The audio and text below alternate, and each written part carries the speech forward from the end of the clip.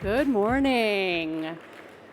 We are so thrilled, and I am so thrilled to be the first one to introduce you to the first ever live stage presentation, a served up podcast conversation, passing the mic to create change for diverse brands.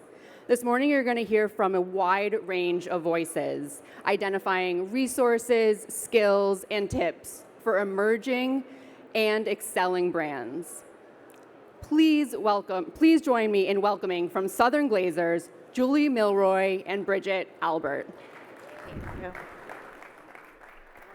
Thank you. Hi, thank you so much. Welcome everyone to Served Up Live. We are so happy to have you here. It is my pleasure and honor to introduce our panelists.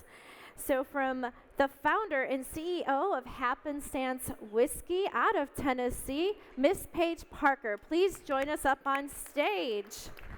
The co-founder of Tigo Tequila Soda, Miss Anita Parikh. Come on up, Anita.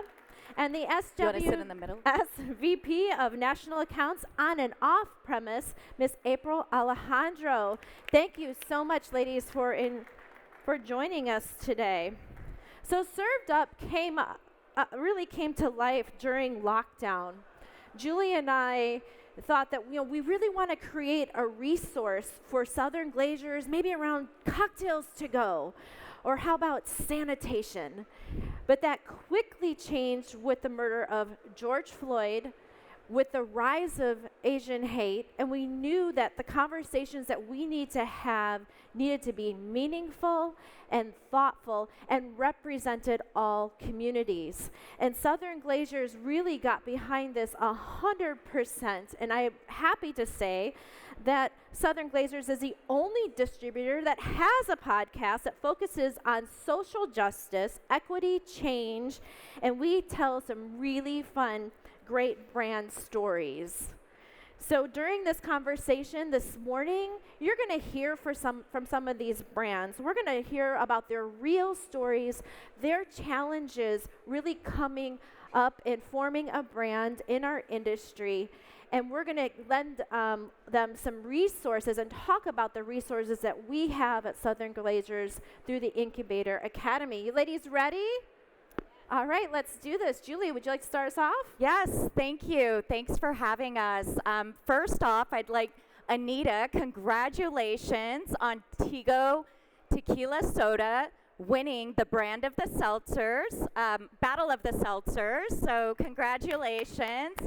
And I'd also like to say congratulations to Paige Parker for being the only 100% woman-owned whiskey in Nashville, Tennessee. Whoop, whoop. Amazing. So we'll start with Anita. Anita, tell us, how did you start your own tequila soda? What was that journey like for you? Thanks, Julie. So Tigo was also a lockdown COVID creation. It was about 2.5 years ago during lockdown. The seltzers were getting really popular all over the U.S. And my business partner and I, we were mixing Spindrift and Casamigos Reposado. That was our favorite drink. So we would drink that every night, and we were wondering why there wasn't something more premium or like that in a can. So we saw a serious opportunity to disrupt the space with something like that. So we then moved to Guadalajara for a few months to see if this was an opportunity. And we sourced premium Reposado tequila that we absolutely fell in love with. And then just like Spindrift that has fresh fruit, we source fruits up and down the coast of Mexico. So with that, Tigo was born. So it's 100% blue agave tequila Reposado. We're still the only one on the market that is a Reposado that's so premium. Freshly squeezed fruit and a sparkling water. So we really did feel like we made our dream drink in a can. From there, it honestly took a lot longer than we expected to get to market. The CRT, which is the regulatory body in Mexico that approves the tequila products, took them almost a year to approve the finished product. So we were getting very antsy. We were seeing so many brands popping up, and we really felt like what we had was special. However, they finally did. We launched in June of 2022. and it was off to the races from there. And it's been a very exciting journey so far. Anita, can you tell us, you shared a quick story with us in our dress rehearsal about being a woman co-founder, what that's like to walk into a room and really not being addressed as a co-founder. Really, the gentleman that is the other co-founder is where people were gravitating to. Can you share that story and how you overcame that and what did you do in that situation? Yeah, absolutely. I have a male co-founder, and I think just as a new brand, we're already realizing how network-driven this entire industry is, up and down the chain, from independent accounts and liquor stores to distributors. And while that's really exciting, it's really hard to break in, I think, just for anyone. And then for us, we go into a lot of these meetings, and I feel like I'm always having to overcome the shock factor of explaining that it's also my brand and I'm a co-founder. And then oftentimes the conversation just quickly defers to them asking him about the brand story, about pricing. Follow-up emails will both be on them. They're always like, "Hi, Jeff." So I think that it's been challenging, but people have been honestly very receptive to new brands, getting to know us, helping us open doors. And I think as I've been able to grow my own personal relationships with mentors and people in this space, feel like we're making headway. So, yeah. Wow, I think that's so relatable to so many of us. Paige, can you share a little bit about how you became the only woman-owned whiskey in Nashville, Tennessee? Yes, absolutely. So I have a background in the industry, both in beer and wine. So I previously worked for Anheuser-Busch, working in marketing for them. And in my personal life, I'm a huge bourbon drinker. And when I was looking for that contemporary bourbon experience, something that was premium, modern, but approachable and interesting, I couldn't find it. And I felt like I could not be the only one who was looking for a different experience in this category. The experience I wanted didn't exist. And when we look at stats, almost 40% of women, of bourbon drinkers are women, and not a lot of these brands are female-led. So, I mean, being a woman bourbon drinker, I know what I'm looking for in that category. So I felt like I had to be the one to create it. And so that's how Happenstance was born. We created this premium, full-bodied Cabernet-style bourbon that's smooth, easy to drink, and really catered towards that modern bourbon drinker looking for something more contemporary. Cool. Paige, I would love to know and to really understand how you went from Anheuser-Busch, right, to creating a bourbon, and what challenges did you have along the way, and how did you overcome them? Yeah, so I'm really grateful for my time there because I worked with, if anyone's familiar with ZX Ventures at Anheuser-Busch, that they have an in-house venture capital arm, and I got to work with some of those startup brands and those startup founders and developing their products and rolling them out in new markets. So I really got to see the back end of what building a brand was like. And being a marketing and brander myself, I had this vision for this bourbon that I wanted to drink that did not exist. So that was a great transition for me to take that experience and develop it into a product. I also have a sommelier certification, level 1 from Court of Master Sommeliers. So by no means, super, super high end, but I was able to take that background and translate that into the bourbon blending experience as well. So I blended the product myself in the product development, and it was developed, during COVID when everyone was on lockdown. So doing, house parties with friends and family as my initial taste testers to really taste that initial batch and make sure that we were, doing blind tastings to get that product exactly right. Yeah, I have a question for the both of you because, going through COVID was such a traumatic experience, and then to try to create a brand during, COVID when everything is shut down. I'm going to start off with, you, Anita. Can you talk about, what your journey was like, and just maybe, fill in some of those gaps, and what were some resources that you wish that you would have had? Definitely. So I think that for us, we're in Florida, we're in New York, and we're now in Michigan. In Florida, we have been self-distributing, like we use Graceland and Park Street, but I didn't realize how much it would be like boots on the ground every single day, like running around door to door to liquor stores, collecting checks, and then the value of samplings. Okay. So like any day we're not somewhere doing samplings, we feel like is a missed opportunity, especially because our conversion has been really great when people actually try the product.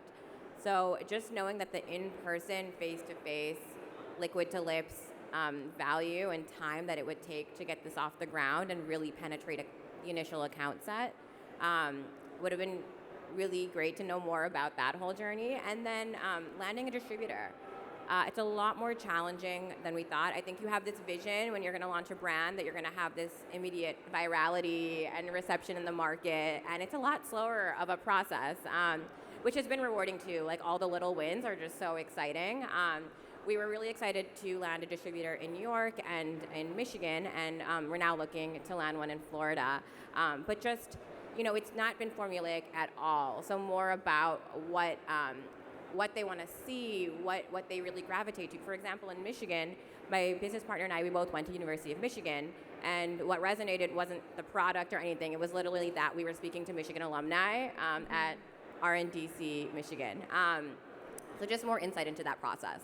Yeah. I mean, that's such a great point, and I think it's a great time to bring in April Alejandro, who's also launched the Incubator Academy, which is a first for Southern Glazers, and I think some of these resources, Anita, that you're mentioning could be a good resource for you. So April, tell us a little about Incubator Academy. Happy to. Good morning, and congratulations everybody here on your success and your journey. A little bit about Incubator Academy. This is a new endeavor that we have created, but before I get into it, I want to pause and say Southern Glazers has had a very, very strong commitment in the DEI space, from both an internal marketplace standpoint or internal workforce standpoint and externally from a marketplace impact. In my former role, I had founded our Multicultural Center of Excellence. This was white space for our organization. I pitched the idea and pitched a couple of other ideas, and thankfully our senior leadership has supported DEI and multicultural initiatives since day one. So I'm very, very proud to work for an organization that does that. We had some robust initiatives when we all endured the racial injustice that was going on, but we saw that we could do more. And one of the things that our company did was crowdsource internally. What are some other really great concepts and ideas? And we hosted something called the Idea Distillery, and that is how the Incubator Academy was founded. It was actually an idea from two employees. They aren't with us here today, but amazing individuals that brought forth an idea, and it was my dream just to not let them down and bring it to life. And here we are, almost 2 years later, in Incubator Academy. Here we are on the WSWA stage sharing this. So, just a little bit of background. But what is it really? It is free. I can't stress this enough. It is free, unprecedented access and intel into how to create a presentation for sales distribution, as well as understanding what customers are looking for. Those are our very first two modules. So what I would tell you is we are extremely purposeful with Incubator Academy. It is self-paced, learning information so that you can prepare along your journey. Can you imagine if you ladies had had something like this? You're successful as it is, but for those that don't quite have that network or access, which we realize a lot of diverse-owned and women-owned brands just don't have that strong of a network. So what I would suggest is there is a QR code up here. This will take you directly to the application for Incubator Academy. But there's one note. You have to be self-reported 51% female or diverse owned. We are extremely intentional with serving this up for the audience so that we can continue to drive more diversity, such as the brands with yourself, such as the brands here, but drive more diversity in our industry. April, Yes. why is it important to you personally Oh, to create a space for diverse and women-owned brands? And we do separate the two because women are actually 51% of the population. However, they're not 51% in power. So would love to hear, what this program truly means to you, and share some of that passion and your spirit behind it. Oh, how long do we have? Well, you got about 5 minutes. It's such a great question. I mean, my background is always understanding the shopper. And that's why I kind of wear in the color green here, because our dollars matter. Diverse dollars matter. We have a lot to contribute to this great country. And so really understanding the shopper has always been at the forefront, and understanding marketing strategies that really connect authentically with this consumer. That's one reason. The other reason is because I've seen, and I've had the privilege to work with one of our subject matter experts, WSWA. I don't know if he's here right now, but he actually, and I'll tell you, a lot of people are familiar with his name and would love, I'm sure, 5 minutes of his time, but he contributed to a lot of the detail that we created in our first module to create for a sales pitch to distributors. So if you want to know what Lewis has to say, it's right there in there. What I will say is, working alongside him and others, I saw that we were not getting a lot of diverse proposals, but we all knew somebody in our network and in our capacity that we connected, and we wanted to help them succeed. And so really, by being purposeful in setting this up and just helping to amplify the message, I think we're going to get so much more better representation in our industry. And I want to see more women like us. I mean, this is a short view of some of the diverse women at our organization, but there's still a long road ahead of us. And anything we can do from, again, that marketplace impact and workforce initiative, sign me up. Excellent. We love that. Thank you, April. We need more leaders like April Alejandro and everybody on this stage. Paige, you've done an incredible job launching a whiskey during COVID, and now you are well known in Nashville. You've really built that community. So tell us, how did you successfully do that? What were some of the tactics that helped you, and what's the next step? What are you looking to do, and what do you need help with? Great question. So for us, building a community and a strong foundation was super, super critical and important before expanding to other states. We wanted to make sure that we got the product right, that consumers were loving it, that we were really communicating that strong brand message that we were seeking. And I think we've really done that. We've had some great features. Fox News did a feature on us. People Magazine, we were featured in. We've done some country music artist weddings. I mean, we can't call Music City home and not be involved in the country music community in some capacity. And we've also done a lot with supporting women in music. So for the whole month of March, we did a campaign to donate $1 for every bottle sold to the Women in Music Business Association, and that was a huge success. So for us, being a part of that Nashville community has just been fundamental and really, really important to the brand. What we're finding now is, as we're looking to grow, and as we've done, Nashville gets 11 million tourists a year, give or take. I'm sure it's with all the bachelorettes coming in and out of town, it's probably skyrocketing even more than that. But we have so many people that come to Nashville, try our product, and then leave, and they can't get it in other states. So I get DMs on Instagram and inquiries on our website daily asking, hey, I tried your product when I was in Nashville. I really want to get it in my state, but you don't sell it. And as everyone here in this room knows, distribution is a huge challenge with the way this industry is structured. So for us, as we grow, we want to be able to meet that demand in other states and other markets that we can't currently meet within our Tennessee infrastructure. Wonderful. Anita, I have a question for you. Why is it important to you personally to have representation on the back bar and on the shelf? For Tego, I think we just believe so soundly in what we've created and how different it is. The reception of the product, just being 7 months in the market, has just been incredible to us. I think that, we were told we would not break X amount of accounts. We were launching, because we were late to market, we were launching in June, so we kind of missed that seasonality rush pre-summer. But despite all of that, I think we just blew through our expectations. And I think it just goes to show how much a product like this that's really premium and mirrors something that is, you would have, that you would make at home, in a glass, like a real cocktail, is missing in a can. So, we've been able to break in. We have built a really strong community in Miami through the yacht clubs, a lot of the amazing parties and beach activations. And I think that we're now looking to really grow our presence in retail, chain retail, to really take that to more of a scalable distribution. Yeah, and I think, Anita, something that what I love about diversity, starting to own brands and really getting in the industry, is with diversity comes innovation.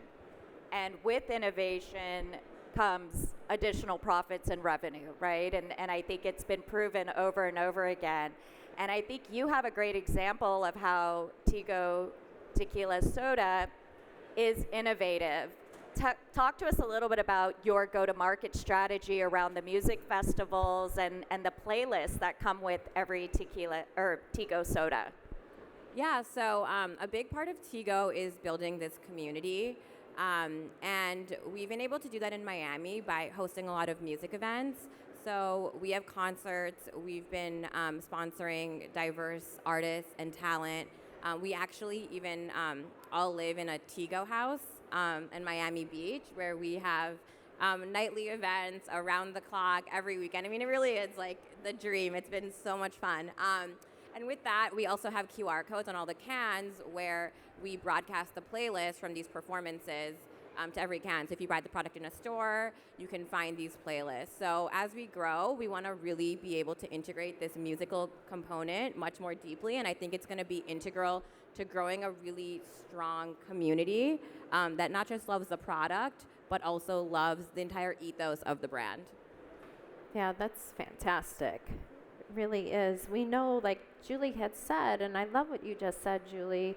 I mean, representation really does matter. It matters to have really everyone at the table, because that is where you get new ideas, innovation, and solidarity as well, and support.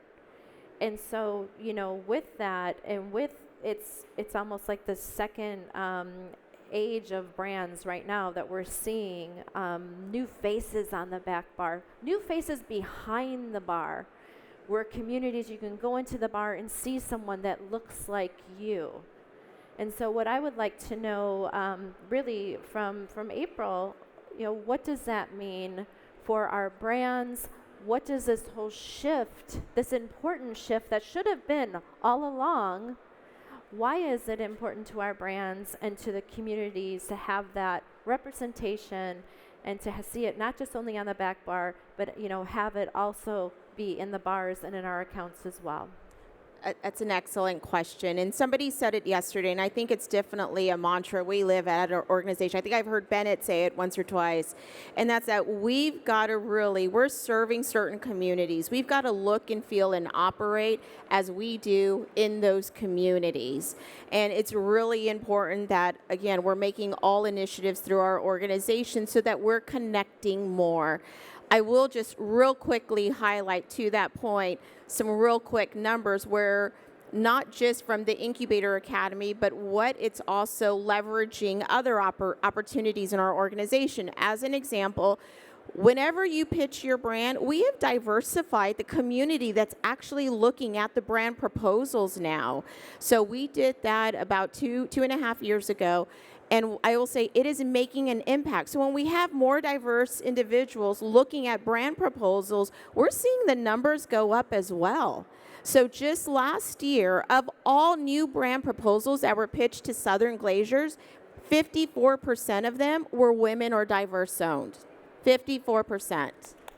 In addition, I think now we have in our portfolio over 136 diverse and women-owned brands. So we're seeing that uptick. Obviously, we've got a very, very strong portfolio, but when we're diversifying on both sides, we're seeing the numbers impact. And again, we have an Incubator Academy. It's going to be a long-term initiative for us where we're constantly putting out new content, but we felt it was very intentional that we start with creating a sales pitch for distribution. Who doesn't want to start at that point? And so with that, again, there's just great content in there that's free and accessible and unprecedented. And the second piece, again, is about customers here. Literally pull out a calculator because I did it and I had to learn again what FOB is and margins and markup and refresh my memory. So all of that is there for the success of those brands as well. That's fantastic. Yes, and and I think talking to Anita and Paige, they're learning as they're branching out how important distribution is. So you're talking about the Incubator Academy. We know that you can just scan the QR code and sign up. Who is allowed to take the Incubator Academy? Is it just the founder on record, or can their team and their staff also partake in it? How long does it take, and how long does it take to complete? How many courses are there? Tell us a little bit more about what this entails. I will do. All great questions. We'll start with, again, the ownership, either managed, controlled, or owned. You guys are probably very familiar with this. Has to be at least 51% self-reported, diverse, woman, veteran-owned, lifestyle, LGBTQ, and all of that you will fill out on the application. From there, it is self-paced. The 2 modules that we've launched with, it would take, I would say, about an hour and a half, and you're welcome to go back and revisit. There's a glossary of terms in there. It's really, really accessible in there. We hope to roll out other content around e-commerce, around, we've got a whole list of information that we've been told is priority for summer brands. And what I think is really special, Louis and I were actually at the hub. We kind of held open office hours yesterday, and somebody came up. I know the booth over here. I know her name's Mina, and she came up. She's like, "Let me tell you what I think about Incubator Academy. Let me tell you, I learned this and I learned that." I'm like, "Oh my gosh, we have a testimonial. This is so great." I think so far, last I checked, we have about 35 companies that have signed up. And to your other question, it is open to all their employee base. Oh, that's so because we're basing it on ownership, managed, or controlled, it is open to the entire employee base. Just got to meet that 51% self-reported classification. And just to reinforce, they don't have to be distributed with Southern Glazers at this point. They can, any brand. Yes. Can Thank you for reinforcing that and mentioning that again. It is regardless of any association with our distributorship. This is us leveling the playing field and ensuring that we're raising up. What I always butcher that saying, we all raise up the boats together, raise the tide, whatever that is, because we just want to ensure that we're really putting out that level playing field. So it is regardless of partnership, association, contact with our distributorship. That's great. Yeah, it really is. Well, let me ask you this. What if a brand has already applied or tried to get into Southern and shoot, it didn't happen? Are they eligible to go through the Incubator Academy? 100%. We actually encourage those that we've had to decline for whatever reason, that they come back and they do the Incubator Academy, because we think there's going to be a lot of intel in there that they would benefit from for that next wave of application. So again, regardless of partnership with our organization, if they've been declined, unfortunately, we ask them to please still apply. That's great. Yes, that is great. And Anita, you mentioned something that sticks in my head. You mentioned that this is a very connected industry, that network is really important, from the retail base to the distributor, supplier, all of that. So, and you also mentioned mentoring is super important. Give us, just tell us a little bit more about that, and how are you able to overcome and really get into an industry that you didn't really have those networks? Yeah, so I was not previously in the wine and spirits industry, so it's definitely been a learning curve. I think I just haven't been shy about asking questions and seeking out advice every step of the way. Previous to founding Tigo, I worked at a executive club for female executives, a members club.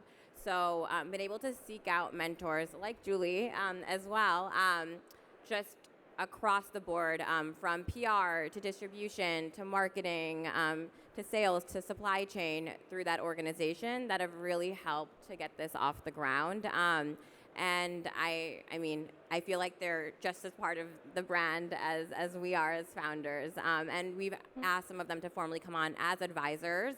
So I think just growing the brand with people that have done this before and can teach us as we go.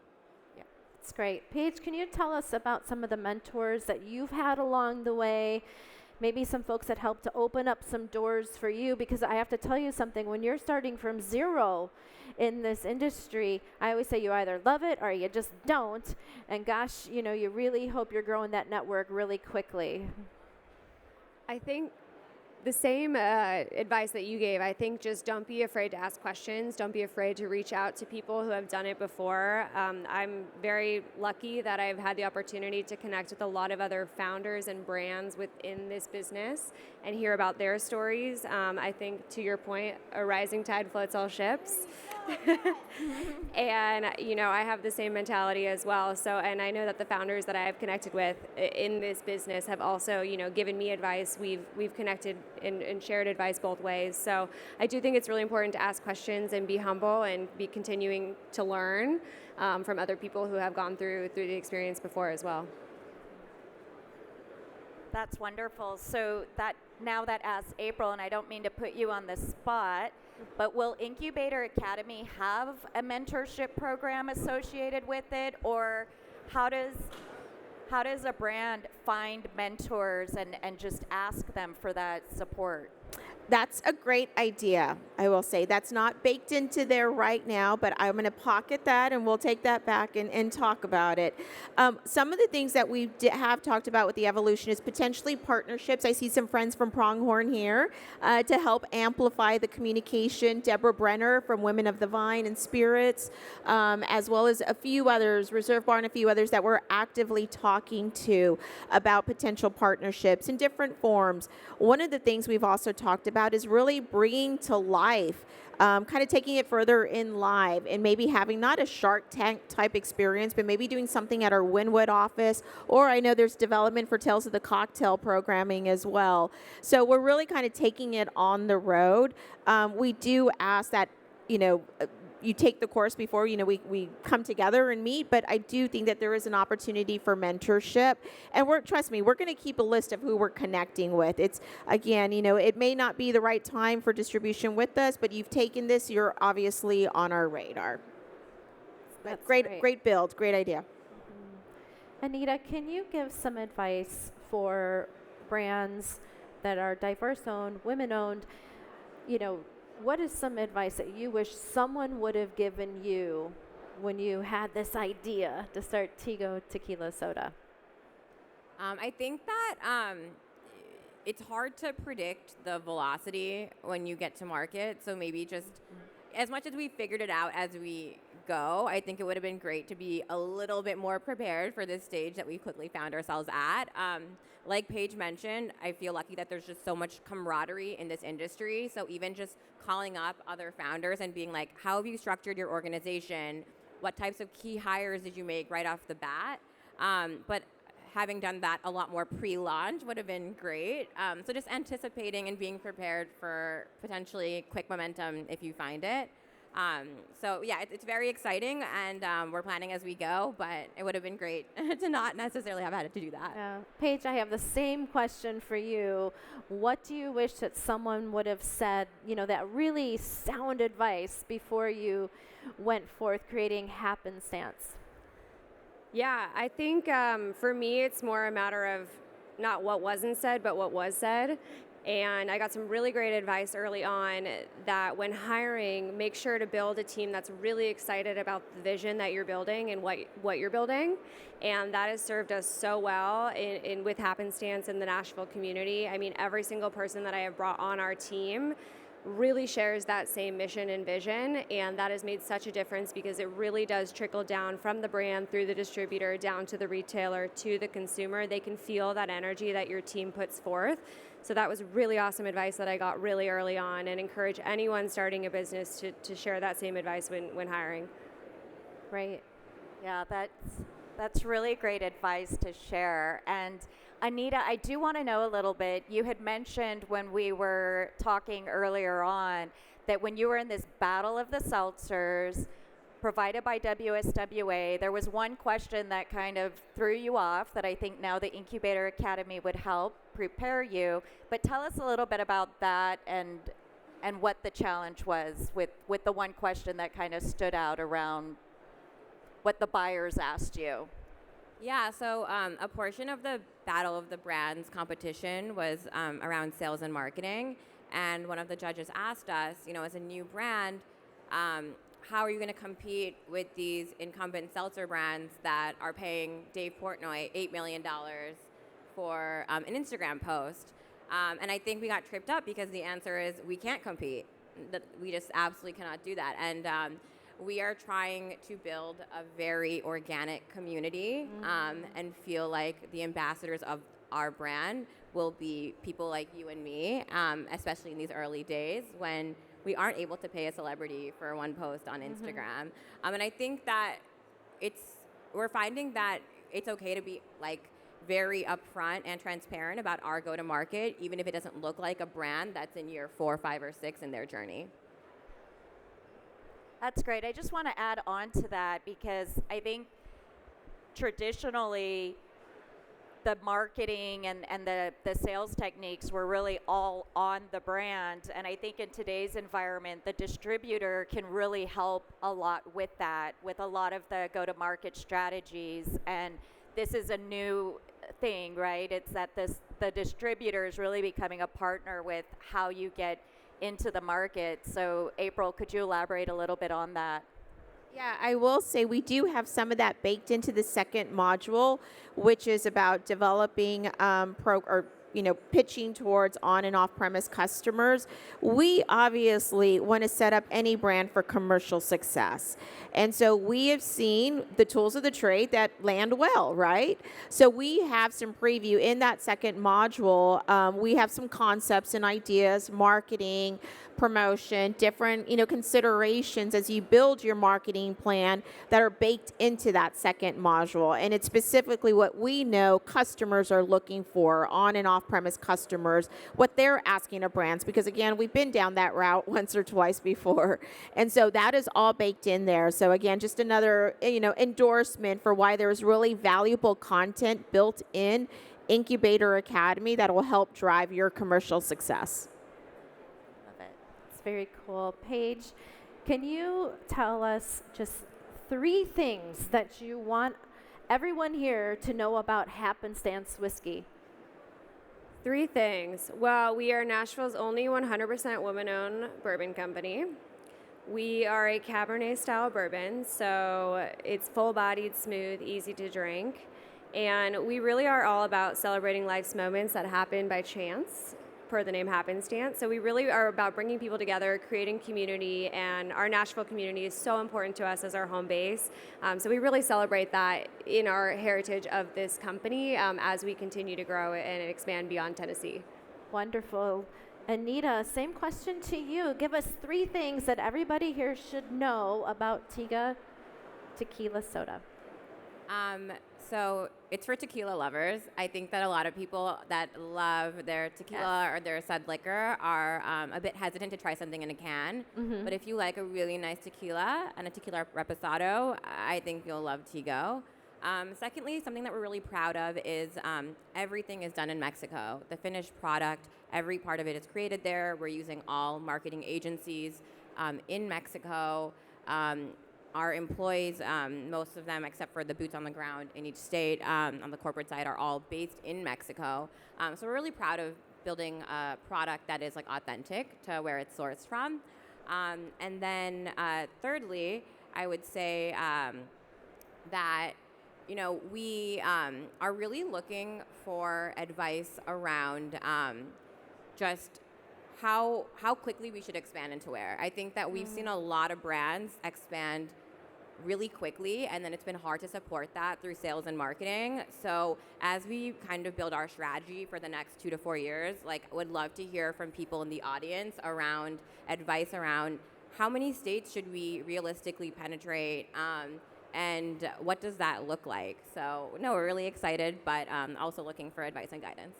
Yeah. Love that. That's a really great point. And before we close, I would like to say is I love that the two of you are really being thoughtful in building your community in these states as you start expanding. We've seen far too many times that brands just want to be everywhere, but they haven't yet built that foundation, which is so important.